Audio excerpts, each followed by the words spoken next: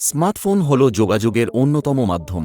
এই ডিভাইসটি ছাড়া এখনকার যুগে যেন বেঁচে থাকা কষ্টকর।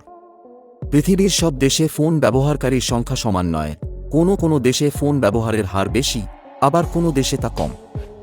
সম্প্রতি কোন দেশের মানুষ মোবাইলের বিভিন্ন অ্যাপে কতক্ষণ সময় কাটায় সেই নিয়ে সমীক্ষা চালিয়েছিল ইউআই এবং এফআইসিসিআই। তো চলুন বন্ধুরা জেনে আসি কোন দেশের মানুষ সবথেকে বেশি সময় কাটায় ফোন ব্যবহার করে। প্রতিষ্ঠান দুইটি যৌথ প্রতিবেদনে জানা গেছে বিশ্বের সবচেয়ে বেশি ফোন ব্যবহার করেন ইন্দোনেশিয়ার মানুষ। তারা সারাদিনে বিভিন্ন অ্যাপে গড়ে 6 থেকে 7 ঘন্টা সময় কাটান। তো বন্ধুরা তালিকায় দ্বিতীয় স্থানে রয়েছে থাইল্যান্ড। থাইল্যান্ড দেশের মানুষ বিভিন্ন অ্যাপের পেছনে সারাদিনে গড়ে ব্যয় করেন 5 থেকে 6 ঘন্টা। তো বন্ধুরা তালিকায় তৃতীয় স্থানে রয়েছে মেসির দেশ আর্জেন্টিনা। এখানকার মানুষ সারাদিনে 3 থেকে 5 ঘন্টা সময় কাটান মোবাইল অ্যাপে। সৌদি আরবের নাগরিকরাও মোবাইলের পেছনে সারাদিনে ব্যয় করেন 4 ঘন্টা সময়। তারা রয়েছেন এই তালিকার চতুর্থ স্থানে। পঞ্চম স্থানে রয়েছে ব্রাজিল। আসলে বন্ধুরা আমি সংক্ষেপে জানাতে চেষ্টা করেছি যাতে আপনারা বিরক্ত না হন।